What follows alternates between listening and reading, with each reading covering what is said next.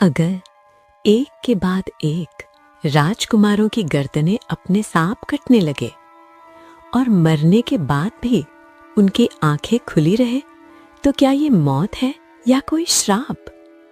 एक ऐसा राज्य जहां हर सुबह राजमहल के दरवाजे पर एक नई गर्दन लटकती थी। राजा टूट चुका था, राज्य दहशत में था और इसी अंधेरे में दो भाई खड़े थे। एक बुद्धि से भरा लेकिन लालच में अंधा, दूसरा साधारण लेकिन ईमानदार और भाग्यवान। एक ने कहा, मैं राजा बनूंगा। दूसरे ने कहा, मैं सिर्फ एक बेटी को बचाना चाहता हूं। एक भाई सुनहरी लोक में गया जहां सुंदरता मौत का जाल थी और प्यार पत्थर बना देता था। वहां एक मलिका थी जो जवान रहने के लिए राजकुमारों का खून पीती थी, और एक राजकुमारी जो अगली भली थी।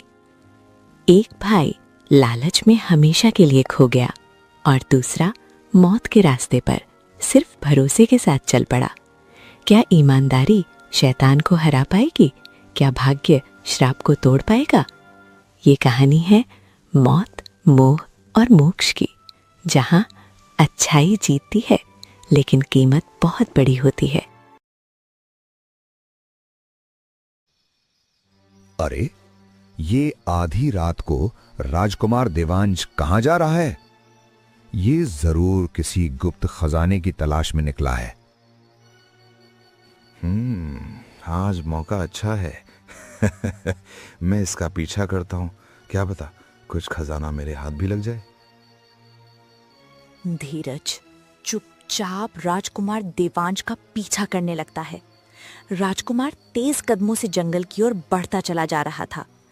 कुछ दूर जाकर राजकुमार एक पुरानी रहस्यमय कुंड के पास रुक जाता है और तभी अचानक राजकुमार का सर खुद ही धड़ से अलग हो गया। खून के छींटे दूर दूर तक फैल गए।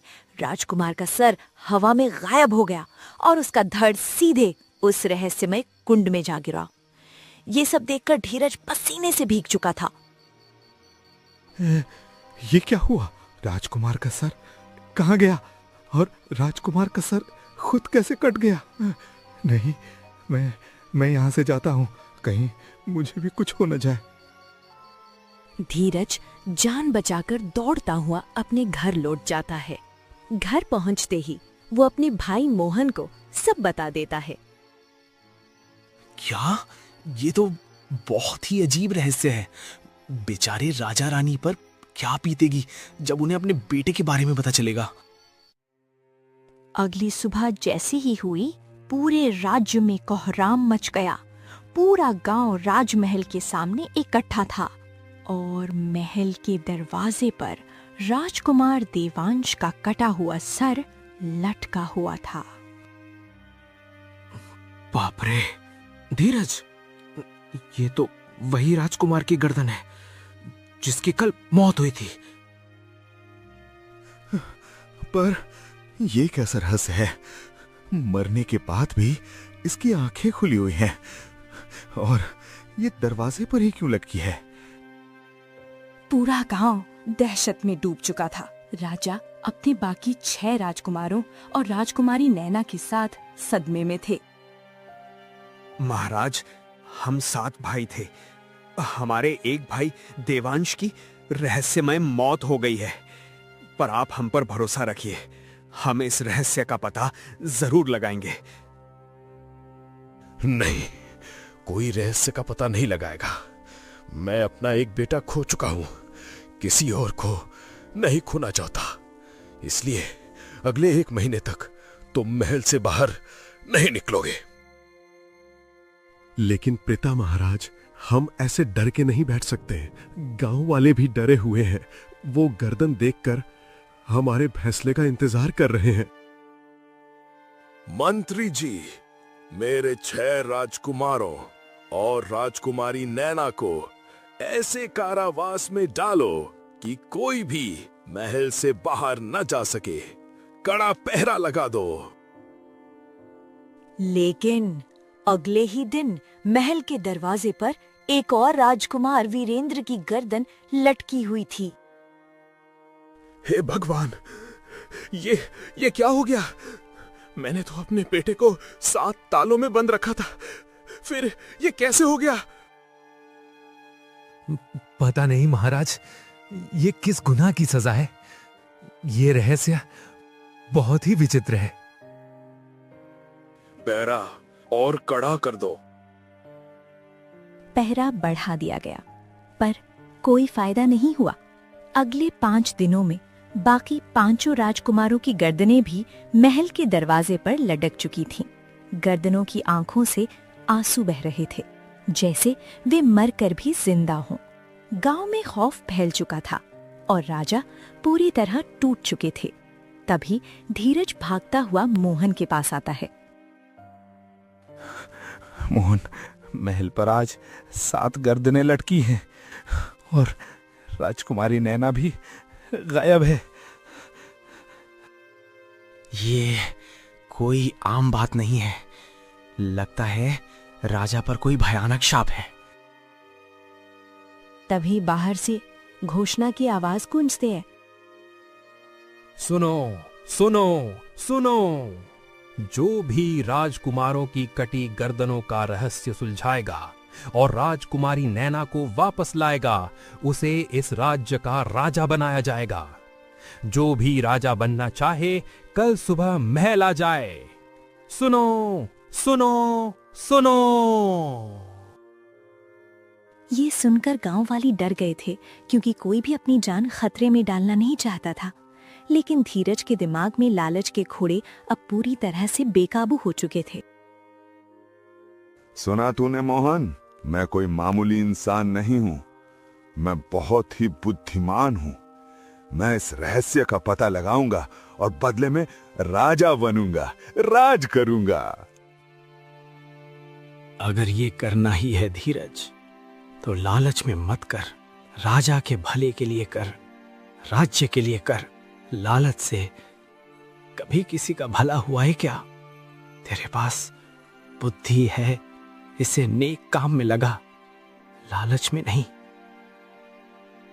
अरे कौन लालची नहीं होता, सबको धन चाहिए। सब तेरी तरह महान नहीं होते। जेब में रोटी नहीं और बनना है महान, मैं बुद्धि के बल पर ही राजा बनूंगा। ठीक है, तुझे अपनी बुद्धि पर भरोसा है और मुझे अपनी ईमानदारी और भाग्य पर।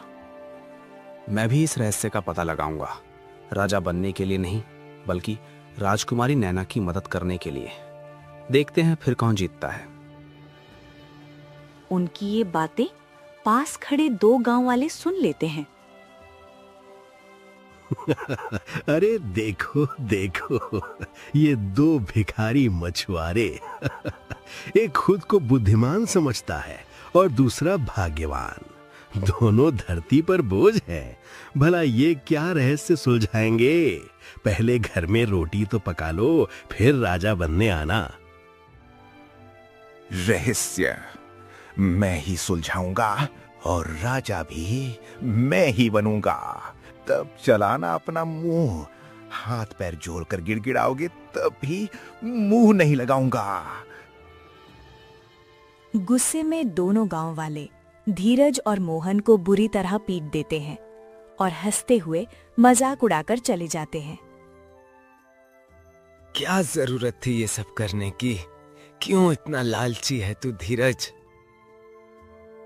मैं लालची नहीं, बुद्धिमान हूं और तेरी तरह बड़ा दिल नहीं है मेरा। देखना, राजा तो मैं ही बनूंगा। अगली सुबह दोनों भाई राजमहल पहुंचते हैं। पूरे गांव से सिर्फ तुम 2? क्या मेरे राज्य वाले हमसे इतना कम प्रेम करते हैं? महाराज, इस खतरनाक रहस्य से कोई जुड़ना नहीं चाहता। ये दोनों रहस्य सुलझाना चाहते हैं और राजकुमारी अनोखी को वापस लाना चाहते हैं। मैं तुम्हारा धन्यवाद कैसे अदा करूं? मेरे बेटे नहीं रहे, मेरी बेटी को ले आओ। मेरे बेटों के कटे सर महल की दीवारों से चिपक गए हैं। मैं उनका अंतिम संस्कार भी नहीं कर पा रहा। आप चिंता मत कीजिए महाराज, हम अपनी जान लगा देंगे, पर आपकी बेटी को जरूर वापस लाएंगे। मुझ पर भरोसा रखिए महाराज, और मेरी बुद्धि पर। दोनों भाई राजा और मंत्री को महल के दरवाजे तक लाते हैं। धीरज कटी गर्दनों के पास दीवार में 2 कील ठोक देता है। ये कील? ये कील जादुई है, मेरे गुरु ने बहुत समय पहले दी थी। जब तक ये कील दीवार में गड़ी रहेगी, समझना हम दोनों संता हैं। जिस दिन ये गिर गई, समझ लेना हम मर चुके होंगे, और 24 घंटे बाद शायद हमारी गर्दन भी यहीं मिले। भगवान तुम दोनों की रक्षा करे, सही सलामत लौटो। अगर मैं तेरे साथ गया तो राजा सोचेंगे तूने ही ये सब किया, इसलिए मैं अलग जाऊंगा, तू अलग। ऐसा मत कर भाई, दोनों साथ होंगे तो ताकत दुगनी होगी। मैं अकेला ही काफी हूं, तू बेवकूफ है इसलिए डर रहा है। ये राजा बनने की बात है, मैं पद बांटना नहीं चाहता। ठीक है, जैसी तेरी मर्जी। देखते हैं मेरा भाग्य जीतता है या तेरी बुद्धि और गुरूर। दोनों अलग अलग रास्तों पर निकल जाते हैं। धीरज उसी रहस्यमयी तालाब के किनारे पहुंचता है जहां राजकुमार का धड़ गिरा था। यहीं से रास्ता मिलेगा, मोहन कुछ नहीं कर पाएगा, और मैं अपनी बुद्धि से सब जान लूंगा। अरे रहस्यमयी तालाब, मुझे राजकुमार का सच जानना है। बोल, क्या रास्ता दिखाएगा? मैं साधारण तालाब नहीं हूं, मैं रहस्यमय कुंड हूं। रास्ता चाहिए तो कुर्बानी देनी होगी, तुझे अपनी आंखें गिरवी रखनी होंगी। अंदर तू देख पाएगा, पर बाहर आकर कभी नहीं। जब मैं वापस आऊंगा, मैं राजा बन चुका होऊंगा। आंखें चली जाएं तो भी मंजूर। ठीक है, तू सुनहरी लोक में जाएगा, वहां देख पाएगा, लेकिन अगर लौटा तो हमेशा के लिए अंधा होगा। मुझे मंजूर है। धीरज तालाब में कूद जाता है और पहुंच जाता है सुनहरी लोक में। अरे बाप रे, ये तो सच में सुनहरा लोक है। अरे बाप रे, इतनी खूबसूरत दुनिया, ये तो सच में सुनहरा लोक लगता है। सब कुछ कितना चमकदार है, मानो मैं किसी जश्न में आ गया हूं। चलो आगे चलकर देखता हूं, शायद यही वो जगह है। धीरज आगे बढ़ता है और तभी हल्की झंकार उसकी नजर एक अतुलनीय सुंदर स्त्री पर पड़ती है। सुनहरे वस्त्र, परी जैसी आभा। ये क्या है? जश्न की हूर का नाम तो सुना था, पर ये तो उससे भी ज्यादा सुंदर है। मेरी नजर हट ही नहीं पा रही। रुक जाओ, तुम तो हूर से भी ज्यादा हसीन हो। कौन हो तुम और क्या नाम है तुम्हारा?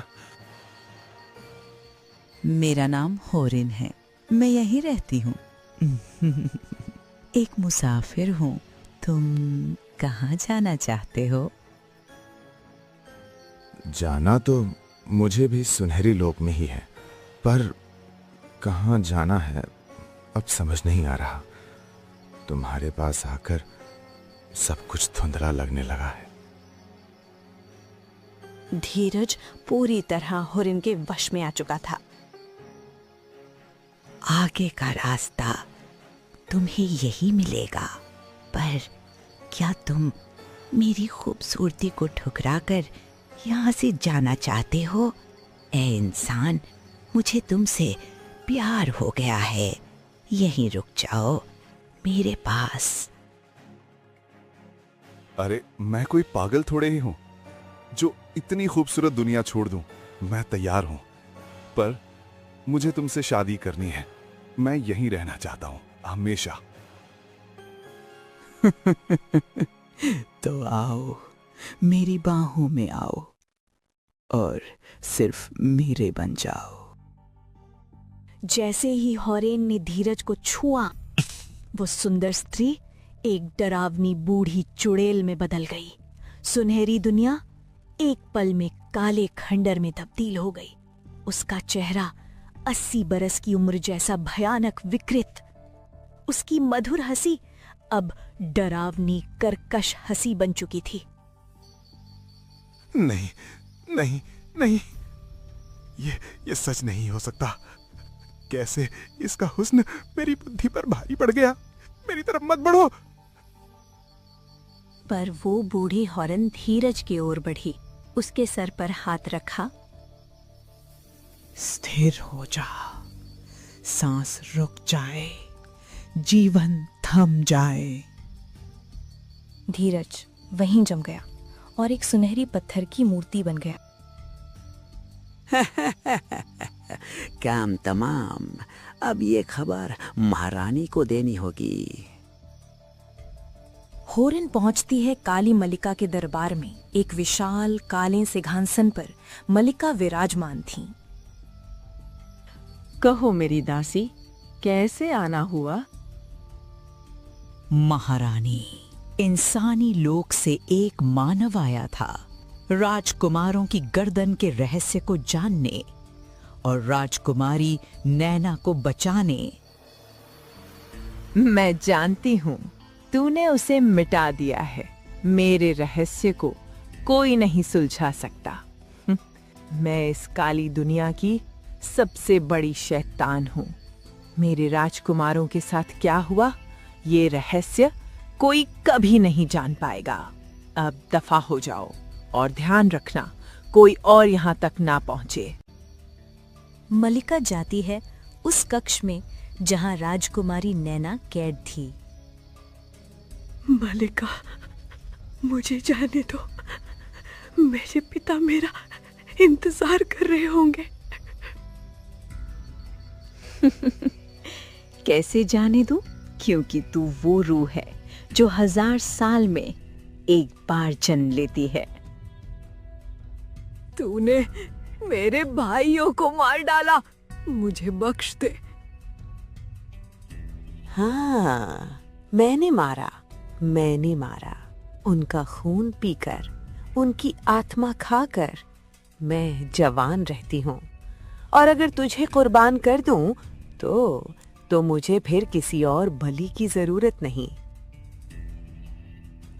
भगवान के लिए ऐसा मत करो।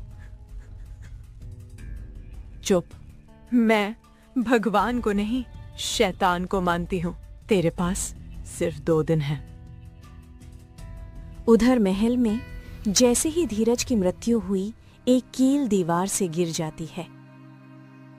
हे भगवान, एक और उम्मीद टूट गई। धीरज मर चुका है। मेरी बेटी की रक्षा करना और मोहन की दी। उधर मोहन चिंता में भटक रहा था। क्या करूं, कहां जाऊं? 2 दिन हो गए, कोई रास्ता नहीं। धीरज से ही कहता था मैं किसी काम का नहीं। तभी उसे याद आता है। हाँ, अपने बचपन के गुरु के पास जाता हूं, वही रास्ता दिखा सकते हैं। मोहन एक नई उम्मीद के साथ अपने गुरु के पास जाता है और सब कुछ बता देता है। मौत, सिर्फ मौत। इस रास्ते पर मत जाना, क्योंकि मौत शुरू हो चुकी है। गुरुजी, अब रुकने का समय नहीं है। इन मौतों को रोकना होगा। अब बस मुझे जाने का रास्ता बताइए। ठीक है मोहन, मैं तुझे वहां तक पहुंचा सकता हूं, पर उसके आगे तेरी मदद कोई नहीं कर पाएगा। और ये ले, ये तेरे काम आएगा।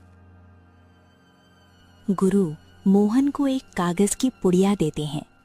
फिर सुनहरे अक्षरों में लिखी एक जादुई किताब खोलते हैं। मैं कुछ मंत्र पढ़ूंगा और फिर तू इस किताब के भीतर चला जाएगा और फिर वहां से सीधे सुनहरी लोक। ठीक है गुरुजी। मंत्र शुरू होते ही मोहन का कद धीरे धीरे छोटा होने लगता है और अगले ही पल वो किताब के भीतर समा जाता है। अरे, मैं सुनहरी लोक में आ गया। सब कुछ कितना सुंदर है, हर तरफ सुनहरा उजाला। लेकिन मुझे राजकुमारी नैना को ढूंढना होगा। कौन है? मुझे किसी इंसान की खुशबू आ रही है। कौन है यहाँ? लगता है इस दुनिया की मलिका को मेरे आने की खबर मिल गई है। मुझे छुपना होगा। तभी सुनहरी मलिका अचानक उसके सामने प्रकट होती है। एक ही पल में अपने पंजों से मोहन को जकड़ लेती है। छोड़ो, छोड़ो मुझे जाने दो। क्यों इंसान डर गया? मैं चाहूं तो एक झटके में तेरी गर्दन धड़ से अलग कर दूं, लेकिन आज वो दिन नहीं है। आज राजकुमारी के पली से एक अनोखी पूजा होगी और तेरी मौत के लिए मैंने अलग जगह चुनी है। मलिका एक फूंक मारती है और मोहन सीधे एक शमशान में जा गिरता है। ये तो शमशान है। बीचों बीच एक ताबूत। हे भगवान, ये जगह बहुत डरावनी है। मोहन अनजाने में ताबूत को छू लेता है। ताबूत खुल जाता है और उसके भीतर से 200 साल पुराना घोरी जिंदा हो उठता है। नहीं नहीं, मुझे मत मारो। मैं बुरी नियत से नहीं आया। मैं राजकुमारी नैना को बचाने आया हूँ, उसे जिंदा आजाद कराने। तेरे छूने से मैं जीवित हो गया मोहन, वरना मैं 200 साल से यहाँ कैद था। आपको यहाँ कैद किसने किया? सुनहरी मलिका ने। वो मुझे मारने वाली थी क्योंकि मैं उसे मारने वाला था। उसके इरादे काले थे, इसलिए उसने मेरी शक्तियां छीन ली। अब सिर्फ तुम ही उसे खत्म कर सकते हो। लेकिन बाबा, मलिका राजकुमारी की गर्दन काटने वाली है। उसे रोकने के लिए एक जादुई धूल चाहिए। वो मेरे पास है, पर याद रखना, उसे खत्म करने के लिए सिर्फ धूल नहीं, उसके साथ तेरी ईमानदारी भी चाहिए। दोनों पूजा स्थल की ओर चल पड़ते हैं। वो समय आ गया है जब मेरी सालों की मनोकामना पूरी होने वाली है। रुक जाओ, हे भगवान, मेरी मदद करो। तभी अघोरी मंत्र पढ़ना शुरू करता है और मोहन जादुई धूल मलिका पर डाल देता है। नहीं, ये नहीं हो सकता। ये मंत्र, ये धूल, मेरा जिस्म चल रहा है। अब कुछ नहीं रुकेगा, तेरा अंत निकट है। दया करो, मुझे जीना है। जब तूने एक पिता से उसके बेटे छीने, तब दया कहाँ थी? राजकुमारी, इधर आइए। अब मैं ऐसा मंत्र पढ़ूंगा जो हमें हमारी दुनिया में लौटा देगा। सुनहरी लोक जलने लगता है। सब कुछ राख में बदल जाता है और सुनहरी मलिका जलकर खत्म हो जाती है। पलक झपकते ही वे सब तालाब कुंड के पास धरती पर लौट आते हैं। मैं वापस आ गई सिर्फ तुम्हारी वजह से मोहन। मैं तुम्हारा शुक्रिया कैसे अदा करूं? इसकी जरूरत नहीं राजकुमारी। आज बुराई पर अच्छाई की जीत हुई है। देखना मछुआरे, राजा रानी तुम्हें देखकर कितने खुश हो जाएंगे। अंत भला तो सब भला। तू बहुत बुलंद है। अब मैं विदा लेता हूं। कभी भी जरूरत हो तो याद करना। धन्यवाद बाबा। आपका ऋण मैं कभी नहीं चुका पाऊंगा। उसी पल राजमहल की दीवारों पर टंगी राजकुमारों की 7 गर्दनें धीरे धीरे गायब हो जाती हैं। मंत्री जी, देखा आपने, मेरी बेटी को मुक्ति मिल गई। लगता है ईश्वर ने सुन ली। हे भगवान, मैं तेरा धन्यवाद कैसे करूं?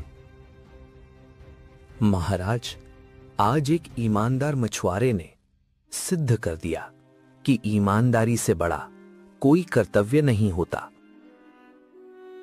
हाँ मंत्री जी, आज हम बहुत खुश हैं। बेटों को तो खो दिया, लेकिन हमारी इकलौती राजकुमारी वापस आ रही है। ढोल नगाड़े बजाओ। आज हम मोहन और राजकुमारी का धूमधाम से स्वागत करेंगे। जो आज्ञा महाराज। आज तुमने जो किया है मोहन, वो कोई अपना भी कभी नहीं करता। मैं कैसे तुम्हारा धन्यवाद करूं? ऐसा मत कहिए महाराज। मैंने तो सिर्फ अपना कर्तव्य निभाया है। महाराज, आपकी राजकुमारी तो वापस आ गई, लेकिन मेरा भाई धीरज, वो आया क्या? मोहन, धीरज वापस नहीं लौटा और वो कील भी दीवार से गिर चुकी है। इसका अर्थ यही है कि वो वीर अब इस दुनिया में नहीं रहा। नहीं, ये सब मेरी गलती है। मुझे उसे अकेले जाने नहीं देना चाहिए था। हे भगवान, मेरे भाई की आत्मा को शांति देना। बेटा, इस रहस्य की कीमत हमने अपने 7 राजकुमार खोकर चुकाई, और तुमने अपना भाई। अब हमारे पास कोई बेटा नहीं बचा, इसलिए हम तुम्हें इस राज्य का राजा चुनना चाहते हैं, और अपनी बेटी का पति भी, क्योंकि तुम जैसा योद्धा जो राज्य और बेटी की रक्षा करे, ऐसा कोई और हो ही नहीं सकता। मोहन और राजकुमारी अनोखी का विवाह होता है और मोहन के राजा बनने की खबर पूरे गांव में फैल जाती है। गांव वालों के पास शब्द नहीं बचे थे, क्योंकि उन्हें समझ आ गया था आदमी हमेशा छोटा नहीं रहता। वक्त, समझदारी और ईमानदारी कुछ भी कर सकती है। अब जरा आप बताइए, आपको किस तरह की कहानियां ज्यादा पसंद है? डरावनी, जादुई, रहस्यमयी? कमेंट में जरूर लिखिए। और अगर कहानी अच्छी लगी हो तो चैनल को सब्सक्राइब कर दीजिए। अगली कहानी उसी पर बनेगी।